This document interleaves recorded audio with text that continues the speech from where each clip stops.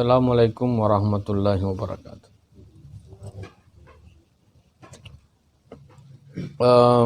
Sebagaimana kita telah meletakkan filsafat pergerakan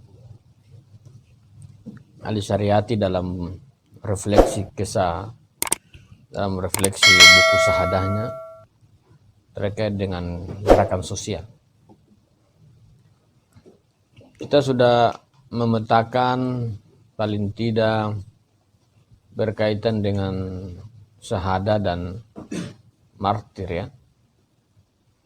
Bangkit bersaksi dan kematian sebagaimana kematian yang pada umumnya. Melihat cerita yang dijelaskan dalam literatur sejarah terkait dengan peristiwa Imam Hussein, Sayyidina Hussein, terkait dengan sebuah peristiwa Karbala, kita coba merefleksikan filsafat pergerakannya dalam relevansi syahadah. Pertama-tama kita sudah mengatakan bahwa syahadah itu muncul karena memang ada nalar kebebasan. Orang yang mati dengan syahadah itu bukan orang yang tidak tahu bahwa dia mati. Orang yang menjemput kesyahidannya itu adalah orang yang memang sudah sadari bahwa memang dia akan menjemput kematian di mana dan tempat, waktu dan tempatnya ya, syahadah. Artinya bahwa syahadah itu akan membuat kita senantiasa optimis dan senantiasa memaknai bahwa setiap kehidupan kita hari demi hari, waktu demi waktu itu kita pandang semua adalah tempat untuk syahadah. Makanya orang sering katakan bahwa setiap hari adalah Asyura, itu tempat adalah Karbala.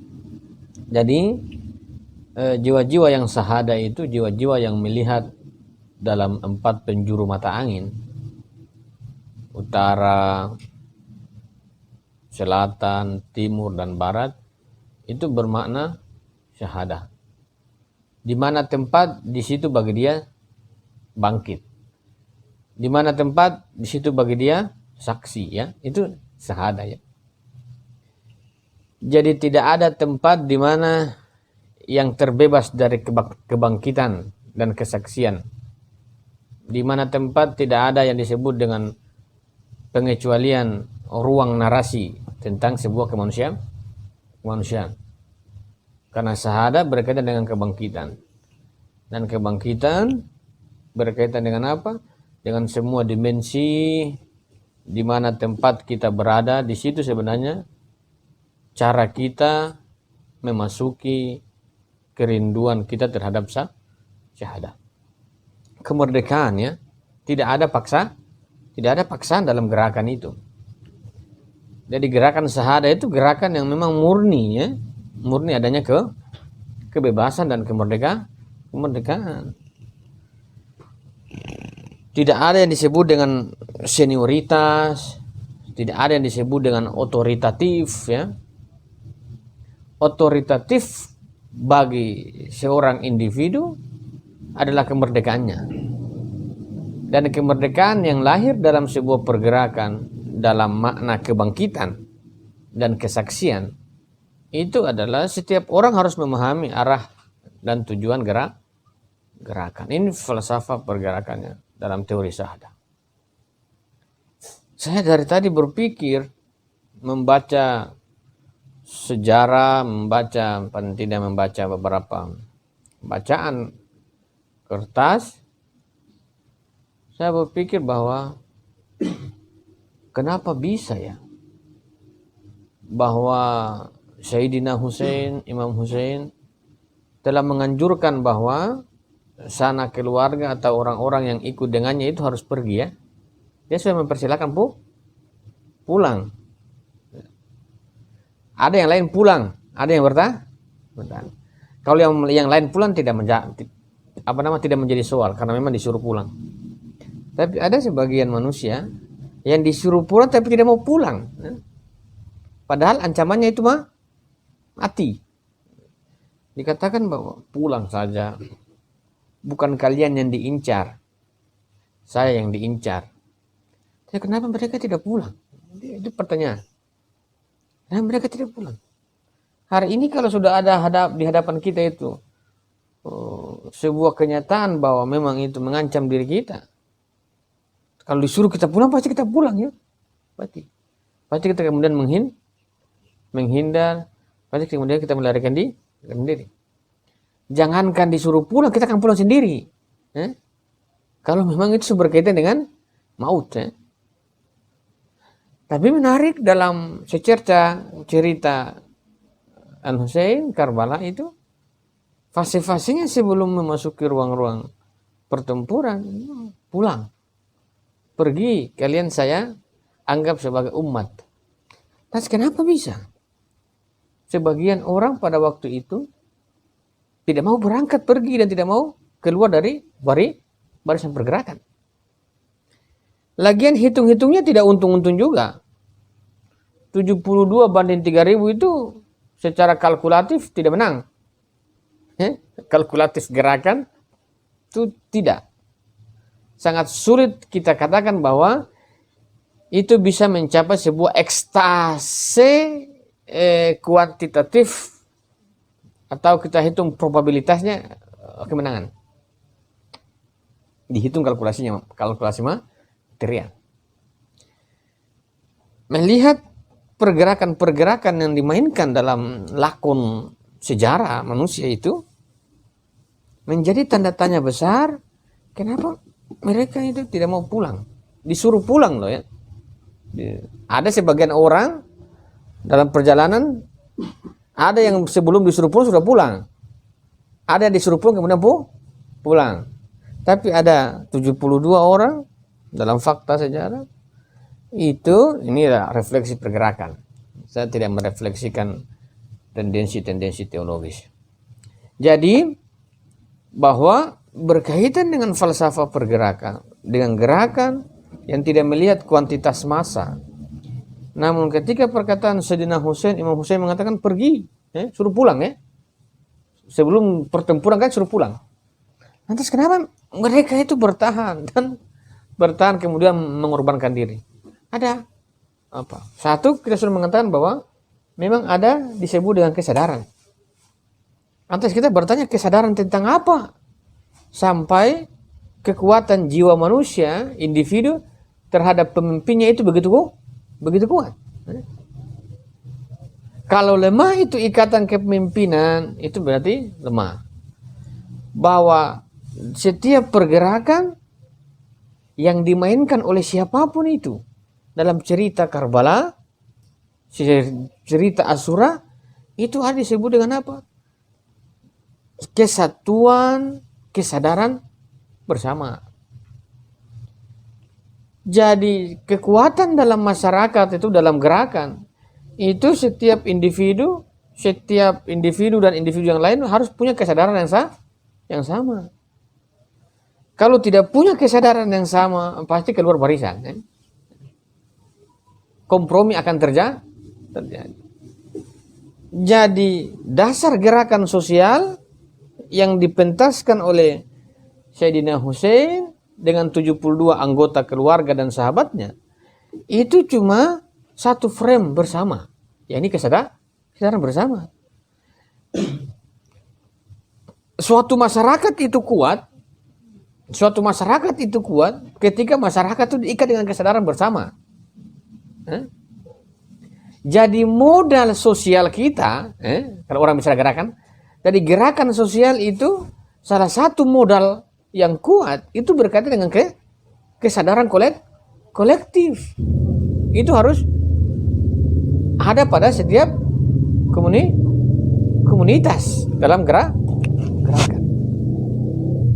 Nah, ala kulli hal berkaitan dengan sebuah peristiwa Karbala, itu yang kita mau sasar kesadaran apa sehingga pengikutan kaum atau pengikut, itu tidak meninggalkan Sayyidina Husain dalam artian dalam pergerakannya. Satu, ada kesadaran hak, ya. Ada kesadaran hak bersama. Hak, ya. Dan hak. Jadi kekuatan individu terkait dengan Al-Husain yang dia mengatakan pulang saja, pulang saja, ini mati, ya. Ini mati. Lagi-lagi saya bicara mati itu pasti takut juga mati itu takut. Namun sebuah kekuatan akan kematian itu bisa ditolak oleh jiwa kita. Dalam cerita As-Surah itu berkaitan dengan kesadaran hak yang sama. Bukan hanya berkaitan dengan individu, namun dia berkaitan dengan seluruh individu yang ada dalam sebuah kelas sosial, itu punya kesadaran hak yang sama. Salah satu bentuk kesadaran hak yang dimainkan adalah berkaitan dengan kepemimpinan. Dalam setiap gerakan itu, dalam sebuah kelompok, pasti figur kepemimpinan itu menjadi penting. Karena dia penentu proses interaksi sosial berkesinambungan dan berjalan. Tanpa pemimpin, siapapun mau di masyarakat mana maupun di komunitas mana, pasti pemimpin itu menjadi ruh, ya. Ruh.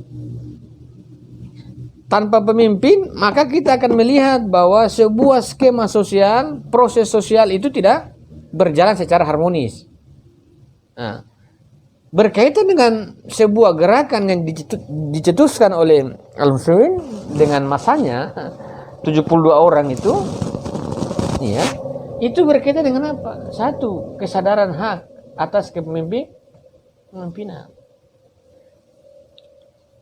Jadi kesadaran hak atas kepemimpinan itu bukan hanya berkaitan dengan Al-Husain, tapi kesadaran hak atas kepemimpinan itu berkaitan dengan umat. Sehingga menjadi kuat itu. Sehingga menjadi kuat. Misalnya kita contoh saja, misalnya pemilu kemarin saja. 01, 02. Itu sama-sama punya kesadaran kepemimpinan. Satu ataukah dua. Kemudian saat ini tonjok-tonjokan kan. Ada bilang cebong, ada bilang apalah, kampret dan lain sebagainya. Artinya bahwa figur dalam sosial itu menjadi penting. Dan figur dalam sosial itu ditentukan kekuatannya oleh kesadaran hak. Kesadaran hak. Jadi kesadaran hak individu, kesadaran hak individu itu dan sosial itu sama. Tidak bisa? Tidak. Maka perkataan bahwa kita melihat bahwa 72 orang itu dia berhadapan dengan massa yang 3.000, namun tidak gentar dan berani mengorbankan dirinya karena dia punya kekuatan kesadaran hak atas kepemimpinan. Begitu juga 3.000 juga tidak mundur kan? Karena dia juga berkaitan dengan apa? Kesadaran hak atas kepemimpinan. Ya, kepemimpinan juga kan? 3.000 itu entah dibayar atau tidak. Tapi mereka tidak berangkat dari apa? Dari sebuah tempat pertempuran atau wadah sosial gerakan. Itu karena berkaitan dengan kesadaran hak yang sama. Begitu juga dalam fase 72 orang. Kecuali Hur Aryah, ya. Hur Aryah itu kemudian dia punya kesadaran itu naik, kemudian dia masuk pada kesadaran kepemimpinan. Jadi dimanapun kita berada, setiap individu itu harus meletakkan pada benaknya, dalam jiwanya itu punya kesadaran kepemimpinan, karena itu berkaitan dengan proses kehidupan, interaksi sosial. Jadi kesadaran hak terhadap kepemimpinan itu berlaku baik terhadap pemimpinnya maupun terhadap sosialnya. Al-Husain menuju Karbala itu berkaitan dengan hak kepemimpinan. Perhatikan hak kepemimpinan. Saya tidak bicara yang hak kepemimpinan. Misalnya kalau teman-teman misalnya organisasi yang selalu dualisme itu begitu. Kepemimpinan. teman-teman kemarin PBMI, siapa? Saya lupa nih. Saddam Jihad sudah dianggap melenceng, sudah hak kepemimpinan. Masanya juga ada ya. Hak kepemimpinan itu menguat dalam setiap roda sosial kepemimpinan. Jadi kesadaran terhadap hak kepemimpinan akan melahirkan sebuah kewajiban. Dalam teori hak dan kewajiban kan begitu. Bagaimana kita bisa menjalankan kewajiban saya kalau saya tidak mengetahui hak saya? Hak itu saya sadari, maka kewajiban saya lakukan. Maka sebuah pembelaan terhadap Al-Husain itu bukan hanya sekedar cinta kasih, bukan hanya sekedar keluarga dan sahabat, bukan hanya sekedar adik dan kakak, namun itu berkaitan dengan sebuah kesadaran hak komunal ataukah sebuah kesadaran hak individu dan sosialnya. Ini kan darah, saya punya ikatan darah maka saya ikut dia ya. Kalau ikatan darah kemudian diikut, berarti yang ikut hanya saudara-saudaranya. Namun dalam fakta pergerakannya itu bukan hanya saudaranya. Ada Hur Aryahi masuk, ada ada Buddha juga masuk ya. Ada orang dalam perjalanan juga masuk. Ada anaknya juga masuk. Namun ikatan-ikatan itu bukan ikatan darah. Fakta tidak menunjukkan ikatan darah murni. Namun setiap gerakan itu keluar dari ikatan itu. Karena selagi tidak keluar dari ikatan kesukuan, itu berarti bukan kesadaran atau bukan sebuah gerakan yang universal. Dan kesadaran yang universal itu berkaitan dengan apa? Setiap individu punya kesadaran kepemimpinan. Al-Husain menyadari bahwa itu haknya. Tapi bukan cuma dia. Umatnya juga itu juga menyadari bahwa itu juga hak mereka. Jadi saya meyakini bahwa itu hak saya, tapi teman-teman juga mengatakan bahwa itu juga hak kami. Jadi kesadaran hak itu berlaku sama antara pemimpin dan sosial. Saya mengatakan bahwa itu hak saya kepemimpinan, tapi masa mengatakan itu juga hak kami.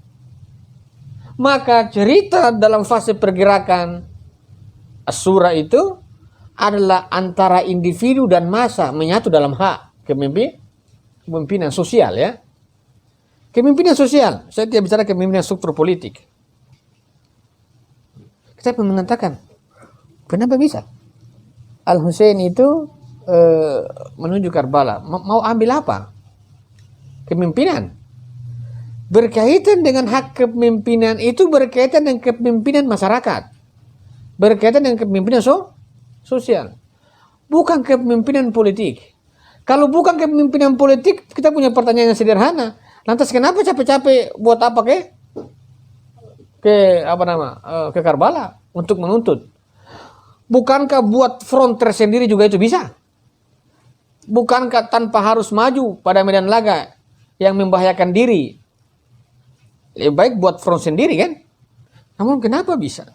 Dia dengan berani membawa massa yang sehat, yang sadar untuk masuk pada ruang pengujian nyali ya bahasanya. Ruang taruhan nyawa berkaitan dengan hak kepemimpinan. Jadi hak itu bisa didapat ketika kewajiban itu dilakukan kan? Dan mungkin orang mendapat haknya kalau kewajiban dia tidak. Bukan. Sebuah kekacauan itu kalau orang hanya menuntut hak tanpa ada sebuah pelaksanaan kewajiban. Namun berkaitan dengan ini, setiap individu dan sosial punya hak yang sama, hak kepemimpinan. Jadi Al-Husain punya hak kepemimpinan. Nah, masyarakat juga punya hak kepemimpinan. Bahwa kepemimpinan yang diterima Al-Husain itu adalah kepemimpinan sosial dan itu hak masyarakat. Dan itu hak masyarakat. Kalau saya mengatakan saya punya kepemimpinan, misalnya teman-teman kita anggaplah dalam sebuah ruang demokrasi. Kalau kita mengatakan Jokowi itu pemimpin nasional RI, itu hak dia berdasarkan pemilihan. Tapi pada saat bersamaan itu juga hak masyarakat. Kalau masyarakat tidak menghendaki dia tidak dapat, kan? Dia tidak dapat. Maka secara konstitusi itu hak dia secara pribadi, pada saat bersamaan itu juga hak Hak masyarakat untuk apa? Untuk dipimpin.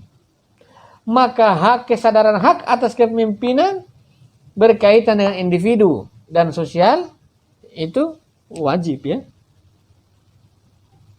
Apapun itu dalam ruang sosial manapun ya. Sosialis juga begitu, kapitalis juga ada kepemimpinan, Islam juga begitu. Semua bicara sosial itu pasti ada tema kepemimpinan dan itu hukumnya wajib. Bicara kepemimpinan dalam sosial, dalam gerakan. Dan mungkin dalam sebuah gerakan itu tidak ada disebut dengan figur kepemimpinan, pasti ada kepemimpinan dan itu hukumnya wajib. Secara akal dan secara hukum hukum sosial juga bahwa harus ada pemimpinan. Tidak ada sebuah hidup dalam komunitas tertentu itu tidak ada yang disebut dengan muncul sosok kepemimpinan. Semua tuh sosok figur-figur tertentu itu muncul. Mau sekecil komunitas apapun dalam ruang sosial kita, misalnya kepala suku, kepala adat, tetap ada ya, tetap ada. Tidak ada satu penelitian yang membuktikan bahwa ada satu ruang sosial yang tidak ada pemimpin. Kalau tidak ada pemimpin, maka interaksi sosial tidak akan berjalan. Kalau semua itu menjadi pemimpin, itu juga menjadi persoalan. Kalau di sini satu ruangan ini semua menjadi pemimpin, itu juga menjadi persoalan. Maka pemimpin itu berkaitan dengan sebuah hak eksistensi individu dan sosial itu adalah wajib dalam gerakan. Di mana hak kepemimpinan masyarakat? Dan di mana hak kepemimpinan individu Al-Husain? Dia berhak berdasarkan sebuah riwayat dan sejarah bahwa kepemimpinan sosial punya dia, kepemimpinan sosial. Saya tidak berbicara kepemimpinan politik. Karena bagi saya dalam rekam sejarah pergerakan yang dimainkan itu adalah lebih condong pada kepemimpinan sosial. Jadi Al-Husain datang ke Karbala itu bukan mau mengambil struktur politik, tidak. Namun dia mau memisahkan struktur kepemimpinan sosial dan struktur politik. Al-Husain ke Karbala itu dalam pergerakannya, dalam sosialnya, itu mau menuju Kufah ya, Irak, itu bukan mau mengambil struktur politik, namun dia mau dia memisahkan struktur sosial, kepemimpinan sosial, dan kepemimpinan politik yang dimana yang sudah terlanjur almarhum Yazid bin Muawiyah menggabungkan struktur kepemimpinan umat masuk dalam struktur politik dengan bahasa bayat kan, dengan bahasa bayat. Kalau dengan bahasa bayat berarti apa? Dia menarik semua simpul kepemimpinan sosial masuk dalam struktur politik itu. Al-Husain datang itu mau menemui dia, itu mau memisahkan. Jangan kamu gabung-gabung yang politik yang umat-umat. Karena kepemimpinan umat. Sekiranya kalau kita mau membuat asumsi yang secara logis-logis tanpa ada fakta, bisa saja. Sekiranya kalau Yazid bin Muawiyah itu tidak mengambil kepemimpinan massa umat, dia taruh dalam struktur politik, bagi saya akan aman sebagaimana Imam Hasan. Imam Hasan itu dia tidak mengambil karena memang Muawiyah struktur politik dan Imam Hasan adalah struktur sosial kan, jadi berjalan bersama. Namun dalam cerita Al-Husain, dalam pergerakan Al-Husain, itu adalah sebuah upaya struktur politik menarik struktur kepemimpinan massa masuk dalam struktur politik. Itu yang menjadi satu alasan kenapa Imam Husain datang ke Karbala, itu mau memisahkan struktur kepemimpinan massa dengan struktur politik. Jangan digabung. Jangan digabung. Bahwa kepemimpinan politik struktur itu sendiri. Jangan digabung dengan kepemimpinan umat. Jangan digabung. Dengan bahasa bayat. Bayat itu kan seringkali bahasa itu bahasa umat. Yang menjadi persoalan kan itu. Jadi gerakan Al-Husain itu dalam filsafat pergerakan berkaitan dengan sosial kita, itu bahwa kepemimpinan sosial itu dalam cerita Karbala dia jangan masuk dalam struktur politik.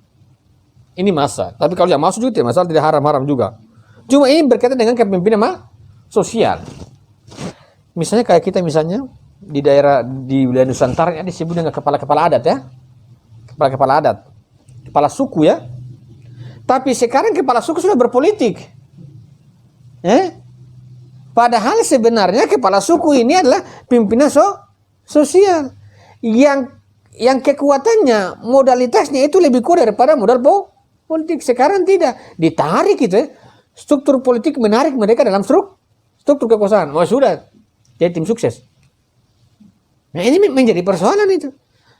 Sejarah filsafat pergerakan Al-Husain mau memunculkan dua wajah kepemimpinan. Satu kepemimpinan struktur politik, ada yang tolak itu dalam sebuah sistem kenegaraan. Yang kedua dia mau membuka sebuah jalur sistem kepemimpinan sosial. Karena kepemimpinan sosial itu adalah hak masyarakat, siapapun masyarakatnya. Namun kepemimpinan struktur politik itu bukan hak masyarakat. Kalaupun tidak ada kepemimpinan politik itu tidak menjadi soal. Namun kalau bicara tentang kepemimpinan sosial itu hak eksistensi individu dan sosial. Namun kalau berbicara tentang kepemimpinan politik struktur negara itu bukan hak eksistensi. Mau kapanpun dia bubar juga tidak menjadi soal. Bubar kan tidak dibuat ulang. Tapi kalau berkaitan dengan kepemimpinan sosial, selagi itu tidak ada, maka sebuah proses kehidupan, interaksi antara individu dalam sebuah visi dan kesadaran yang sama tidak terbangun. Maka kita bertanya bahwa kekuatan dari sebuah mobilitas yang kita lihat dalam cerita pergerakan Al-Husain yang dia berjumlah itu hanya 72 orang lawan 3.000 orang, secara kalkulasi gerakan saja itu tumbang ya. Namun bukan itu. Karena yang dijalankan dalam sebuah perjalanan gerakan Al-Husain ke Kufa, kemudian dihentikan di Karbala, itu hanya mau memisahkan bahwa kepemimpinan politik itu pada jalurnya dan kepemimpinan sosial itu juga pada jalur, jangan digabung. Tapi kalau ada yang menggabung tentu efektif ya. Kalau kita berbicara tentang struktur politik itu dalam gerakan, kalau dia mau menyebarkan sebuah ajaran itu efektif ya. Efektif sekali. Kita punya kekuasaan kemudian kita sebarkan program kerja. Efektif itu. Maka kita bisa mengatakan dalam sejarah misalnya Sayyidina Ali bergabung dengan kekuasaan. Bergabung dalam artian maslahatnya. Kemudian Imam Hasan mulai terpisah. Mulai terpisah itu.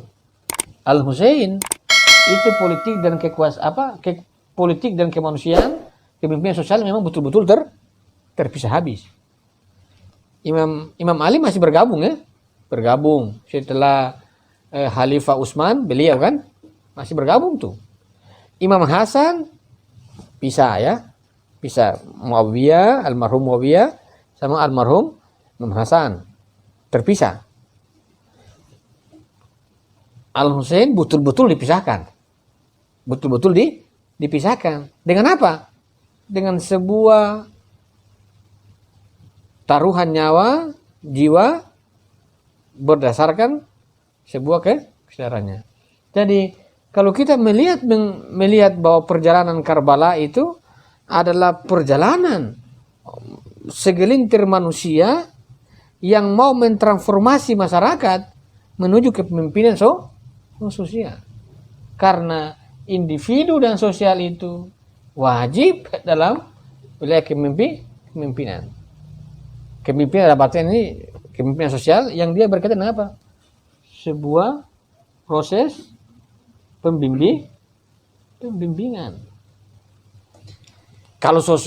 Kalau kepemimpinan politik, sejak kapan politik itu bicara tentang pembimbingan? Tidak, yang penting program kerja, proyek turun. Buat aspal di saat hujan. Nah, buat aspal tuh sementara matahari supaya keras. Orang buat aspal ini kok di sementara hujan, 1 bulan hancur lah. Walaupun dibuat di malam hari, besok pagi kan hujan. Ini orang-orang proyek begini. Buat aspal di musim hujan, malam hari lagi.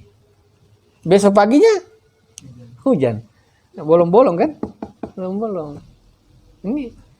Jadi bahwa kesadaran akan hak terhadap kepemimpinan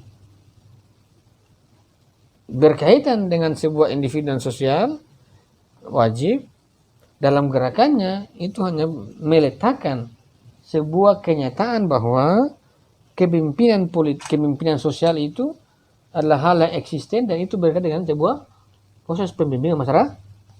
Al-Syariat mengatakan bahwa individu dan sosial yang progresif itu berkaitan dengan tujuan hidupnya, itu akan dia berkaitan dengan apa? Sebuah agresif kepemimpinan ideologis. Kalau dia menjelaskan tentang kepemimpinan itu pasti ideologis. Karena ini berkaitan dengan apa? Tujuan masyarakat. Dalam gerakan, perhatikan gerakan. Ada spidol ya. Dalam gerakan. Tujuan sosial. Tujuan sosial. Jadi kepemimpinan itu mengarahkan orang pada tujuan sosial manusia. Tapi kalau struktur politik tidak ya. Dia tujuan tata kenegaraan. Jadi kalau orang mengatakan bahwa Al-Husaini itu dalam falsafah pergerakannya, kalau kita mau merefleksikan sosial, beliau mau meneguhkan bahwa sejatinya kepemimpinan sosial itu dalam perdebatan teologis orang berdebat bahwa harus politik dan kepemimpinan umat itu harus satu. Tapi dalam fakta sejarah tidak. Dia menuju Yazid bin Muawiyah almarhum itu hanya mau memisahkan yang milik umat dilepas dan yang struktur politik dibiarkan. Di mana desak-desus itu muncul? Ketika Yazid mengatakan dalam fakta sejarah mengatakan bahwa wahai Imam Hussein berbaiatlah padaku. Kalau dia mengatakan bahwa berbaiat padaku, dia meminta kepemimpinan, berarti sebuah proses transformasi antara kepemimpinan massa menuju struktur negara. Tarik itu. Dia tarik dari kultur menuju struktur ya. Kalau ini dibiarkan, maka sebuah perpaduan kepemimpinan massa dan struktur itu menyatu dalam satu wilayah kenegaraan. Maka kemudian muncul teori politik banyak itu. Satu politik berdasarkan basis kultur, satu politik negara. Namun kalau dalam pergerakan Al-Husain, politik negara itu tersendiri dan politik kultur itu tersendiri. Tidak bisa digabungkan. Justru politik negara itu mendapatkan klaim dari politik kepemimpinan sosial. Kalau kita mau mengatakan seharusnya kepemimpinan struktur negara itu mendapatkan fatwa dari kepemimpinan adat, kepemimpinan kepala suku. Seharusnya begitu. Karena mereka adalah pengawal masyarakat. Teman-teman lihat kepala suku. Tiap hari kan dia lihat suku-sukunya. Dia punya anggota dia kawal. Secara batin juga dia kawal ya. Kepala suku itu. Kalau presiden tidak. Anggaran tiap bulan, tiap satu semester dia mainkan. Tapi kepala-kepala suku. Tapi sekarang sudah berbeda. Suara partai kan. Suara partai. Tapi kalau berkaca pada gerakan Al-Husain, tidak seidealis itu. Tapi seharusnya kepemimpinan politik dan kepemimpinan umat itu terpisah. Maka menarik memang di Indonesia ini kalau kita lihat misalnya MUI ya. MUI itu kan dia tidak masuk dalam struktur negara. Kita bisa kritik orang-orangnya. Tapi lembaga ini menarik. Karena dia tidak masuk di kekuasaan. Dia semi ya. Dia tidak bersatu dengan kalau yang bersatu kan Menteri Agama.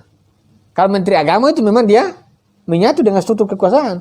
Tapi kalau MUI itu menarik. Terserah kita kritik orang-orangnya dan apa-apanya. Tapi struktur MUI itu menarik.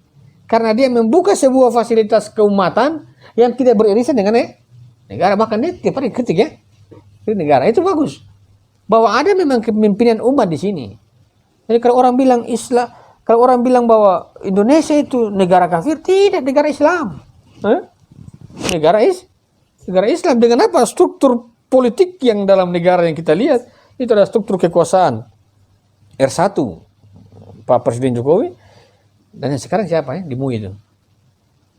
Kalau wakilnya saya kenal, Zulkarnain kan sekretaris ya. Siapa anunya? Ketuanya dulu kan Pak Ma'ruf Amin, ketuanya. Sekarang saya kurang tahu siapa. Tapi artinya gambaran politik kita dalam gerakan berbicara tentang kepemimpinan, memang umat itu memang punya variasi tersendiri. Tidak bisa digabung dengan bahasa partai.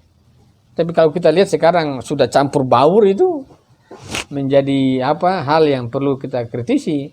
Tapi dalam falsafah pergerakan Al-Husain, dalam cerita Karbala itu dia mau memunculkan dua sistem politik dalam sosial. Satu politik struktur, yang kedua politik kultur. Karbala menunjukkan dalam gerakan sosial itu ada dua kepemimpinan, politik struktur dan politik kultur. Politik kultur tidak bisa masuk di struktur, dan struktur jangan acak-acak budaya kultur. Politik kultur dia akan menjaga basis kemanusiaan.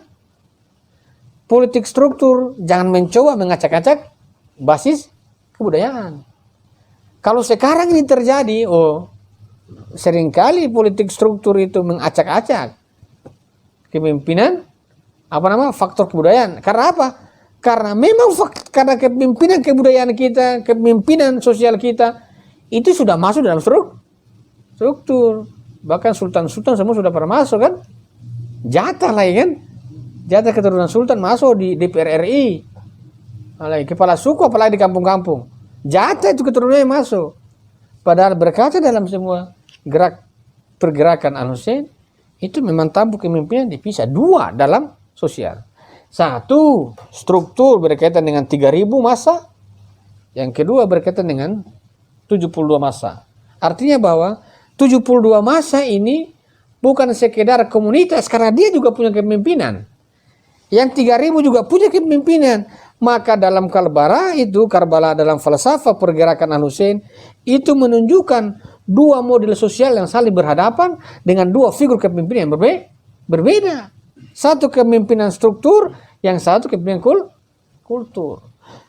Al-Husain menghadap kepemimpinan struktur itu mau melepaskan kepemimpinan kultur dari struktur. Karena keterlanjuran almarhum Yazid bin Muawiyah mengatakan, "Hai Al-Husain, berbaiatlah kepadaku."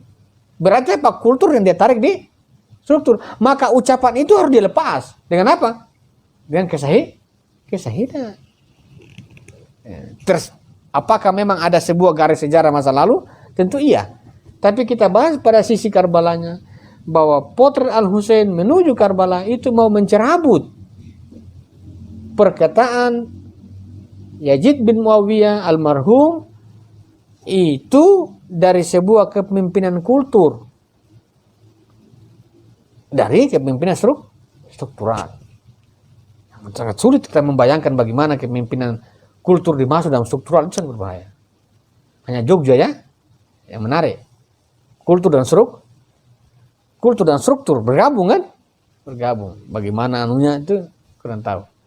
Kalau di daerah-daerah yang lain, sultan-sultan ya, sultan-sultan. Dulu tuh sultan-sultan berpengaruh, sekarang tidak berpengaruh. Sekarang yang berpengaruh struktur. Dulu itu kan kultur ya. Dulu tuh kultur.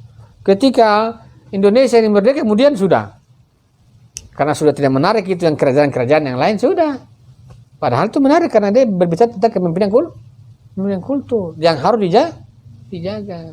Memang godaan struktur itu kuat. Struktur kuat. Maka bahwa dalam fase Karbala, dalam pergerakan Al-Husain, tipologi Ali Syariati selalu menunjukkan dua sisi ya. Kepemimpinan ya, kalau kita bahasakan apa ya? Tidak bisa habil-kabil, panas nanti. Jadi bahwa paling bahasanya struktur, satu adalah kultur. Al-Husain itu mengambil wajah kultur. Dan almarhum Yazid bin Muawiyah itu mengambil wajah struktural. Apakah dua ini dibenturkan? Tentu tidak. tergantung manusianya. Dalam artian dalam rekam jejak sosial pergerakan kita selalu ini muncul. Di Indonesia itu menarik, ya. Sejarah Nusantaranya menarik. Ada kepemimpinan kultur, ya. Ada ada kepala desa. Bahkan ada di satu tempat, misalnya di Ambon, itu kepala desa tidak dengar. Yang didengar itu kepala suku. Kepala suku, ya. Kenapa kepala suku begitu didengar? Karena dia berkaitan dengan ikatan batin dari masyarakat. Kalau kultur, ya, kalau struktur itu 5 tahun diganti. Tapi kalau kultur sampai dia mati. Ya? Kultur itu kan begitu. Sejak kapan itu kepala adat diganti tiap 5 tahun? Sejak kapan kepala suku itu diganti tiap 5 tahun? Sampai dia mati baru naik lagi. Ya? Naik lagi. Tapi kalau struktur 5 tahun. Dulu zaman Indonesia 25 tahun kan terlalu lama. Ganti sekarang 5 tahun. Nanti tidak bisa dan dibatasi cuma 2 periode. 2 periode memang struktur itu begitu. Sedangkan masyarakat karena dia berkaitan dengan proses pembimbingan kesadaran manusia itu sepanjang masa. Maka orang mengatakan kalau kepemimpinan tunggal itu otoriter, tidak, itu berkaitan dengan kultur bukan struktur. Kalau tunggal dan selamanya itu berkaitan dengan struktur, itu otoriter. Tapi kalau berkaitan dengan kultur, justru menderita karena dia berkaitan dengan proses pembimbingan. Siapa juga mau terima kalau kepemimpinan presiden itu seumur hidup dalam struktur, ya? Oh, itu pasti terjadi rezim besar-besaran. Yang dikatakan dengan apa? Dinasti politik. Tapi kalau berkaitan dengan kultur, kepemimpinan sosial, kepemimpinan umat, itu sepanjang masa. Karena dia berkata apa? Proses pembimbing, dan proses pembimbingan itu dia tidak mengenal yang disebut dengan akhir. Sampai dia mati, satu lagi muncul. Begitu terus sampai kiamat. Tapi kalau kultur, struktur ganti. Besok Emon, kepala pondok, ganti lagi Akbar. Ganti begitu terus, ya. Struktur. Karena apa? Karena struktur itu hanya berkaitan dengan sebuah periodisasi tatanan hal-hal yang sifatnya material belaka. Tapi kalau berkaitan dengan kultur, itu batinnya masyarakat yang diikat dalam sebuah kesadaran hak kepemimpinan menuju tujuan sosial dan tujuan manusia. Kita bisa membayangkan, bisa kita bayangkan itu. Dalam artian bahwa kepemimpinan itu memastikan. Namun dalam Karbala, Al-Husain sebagai seorang yang memiliki hak kepemimpinan, di saat bersamaan masa yang ikut dia itu juga punya hak kepemimpinan. Jadi Al-Husain mengambil haknya pada saat bersamaan. Hak yang dia diambil itu adalah hak masyarakat. Kalau itu yang dia ambil itu bukan hak masyarakat, yakin dan percaya 72 pasti dalam gerakan pasti bergeser. Lagian toh yang kamu ambil bukan hak kami. Buat apa kita bersama? Tapi dalam rekam jejak tidak ada yang disebut dengan kompromi. Karena apa? Karena itu hak berkaitan dengan kepemimpinan. Sistem sosial. Maka 72 orang itu tidak bisa dibaca hanya sekedar bahwa ini keluarga sahabat. 72 orang itu mencerminkan sebuah sistem sosial tersendiri. Dan 3.000 itu juga sistem sosial tersendiri. Maka cerita Karbala itu adalah cerita antara dua sistem sosial, dua sistem politik yang berhadapan. Yang berhadapan dan senantiasa terjadi sebuah perbenturan. Ini sistem dalam kultural. Misalnya, kalau kita lihat misalnya dalam cerita lakon-lakon sejarah Asura misalnya. Yang mau mati, saya akan sambut. Artinya apa? Ada kepemimpinan. Jadi tidak serta-merta saya mau mati tiba-tiba teman-teman maju depan, tidak, ada kepemimpinan. Kepemimpinan itu menjamin sebuah interaksi sosial dalam realitas sosial itu terjadi. Kalau tidak ada kepemimpinan, maka orang semua mengambil dalih dan dalil mengatakan bahwa dia yang paling berhak. Ya. Misalnya sekarang aja, kalau dalam sistem pemerintahan itu 1 tahun itu kemudian dibuat PJS, oh itu heboh kan PJS itu kan. 1 tahun aja dia manfaatkan strukturnya itu, kasih PNS semua udah punya keluarga. 1 tahun aja dia manfaatkan cepat-cepat PNS. PJS ini, PJS Bupati, kapan lagi 1 tahun itu cepat-cepat PNS ya. Ini struktur itu seringkali begitu. Jadi kalau orang mengatakan strukturnya banyak sekali nepotisme, bisa dimaklumi. Dimaklumi karena apa? Memang karena dia berkaitan dengan periodisasi. Tapi kalau kultur itu sangat sulit diterima karena dia berkaitan dengan sebuah relasi kesadaran antara individu dan sosial. Oleh karena itu, cerita Asyura Karbala lagi-lagi sebuah refleksi gerakan dalam sosial kita itu berkaitan dengan sebuah hak kepemimpinan. Kepemimpinan ini bukan kepemimpinan teologis, bukan dalam artian kepemimpinan kepemimpinan politik, dia berkaitan dengan kepemimpinan sosial, kepemimpinan kultur, kepemimpinan umat. Dan kepemimpinan umat itu lagi-lagi dilepaskan dari struktur. Sekarang kita doakan, jadi kalau ada yang menjadikan, jadi kalau kita bahasa kasarnya, jangan bawa-bawa agama dalam struktur, jangan bawa-bawa kampanye ini adalah syariat Islam, jangan lepaskan itu. Cukup saya berbicara dalam kenyataan, teman-teman pilih saya ini suka jabatan, begitu saja, jujur saja. Namun seringkali struktur itu bisa mendapatkan keyakinan di hati masyarakat karena dia menggunakan bahasa kultur. Selagi kekuasaan itu melepaskan bahasa kultur, nampak itu jelas sebenarnya orang-orang di struktural. Maka Al-Husain memahami itu. Lepaskan itu. Kultur dari struktur agar nyata itu bahwa memang struktur itu adalah bagian tersendiri, tentu itu dibutuhkan dalam sebuah relasi sosial karena dia berkaitan dengan sebuah proses administrasi. Tapi lagi-lagi berbicara tentang keumatan, itu adalah sebuah progresivitas pembimbingan menuju tujuan manusia. Kalau orang mengatakan, kamu lebih senang jadi presiden atau kepala suku? Kepala suku bagus. Kepala suku. Seumur hidup kan? Seumur hidup. Daripada presiden, yang periode ganti strategi, ganti tim sukses, buang-buang duit. Tapi kalau kepala suku, seumur hidup. Tapi sekarang kepala suku itu kayaknya perlu dikritisi. Karena kultur semua sudah masuk di struktur ya. Padahal sejatinya dalam Karbala itu dipisah. 2 wajah dimunculkan ya. 2 wajah dimunculkan. Dalam sosial begitu.